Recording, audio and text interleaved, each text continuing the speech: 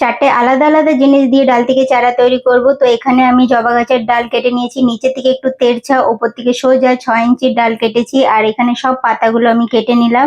তারপরে করব যেমন স্কুলে আমরা পেন্সিল ছাড়াতাম সেইভাবে ছাড়িয়ে নিচ্ছি। আর এখানে আপনারা যে কোনো একটা অ্যালোভেরার পাতা কেটে নিয়ে তার জেলটা মাখিয়ে 5 থেকে 7 মিনিট মতো রেখে দিয়ে ছেড়ে দেবেন। তার মধ্যে আমরা করব অন্য প্রিপারেশন। এর লং ভিডিও অবশ্যই দেখে নেবেন চ্যানেলে। আর এখানে আমি একটা টব নিয়েছি, অনেকগুলো ড্রেনেজ হোল করা আছে, ওয়েল ড্রেন গার্ডেন সয়েল নিয়েছি, না থাকলে কোকোপিট 50% আমি এখানে গার্ডেন সয়েল মিশিয়ে নিয়ে নেবেন। আর এখানে আমি ফাঙ্গিসাইড পাউডার হাফ চামচ হাফ লিটার জলে মিশিয়ে নিলাম। যে কোনো ফাঙ্গিসাইড পাউডার নিতে পারবেন। অন্য একটা স্টিকের হেল্প দিয়ে গর্ত করে নিয়ে নোড এরিয়া যেন ভেতরে যায় এইভাবে কাটিংসটাকে বসিয়ে নিয়ে তারপর আঙুলের সাহায্যে চেপে দিতে হবে। ফাঙ্গিসাইড পাউডার ওপরে দিতে হবে, সেমি শেডে রাখতে হবে, ময়েশ্চার মেনটেন রাখতে হবে, রেগুলার একটু জল দিতে হবে, রোদ যেন না লাগে। এটা 20 দিনের গাছ, তারপর এটা 30 দিনের গাছ, খুব ভালো গ্রোথ আছে। লং ভিডিও অবশ্যই দেখে নেবেন।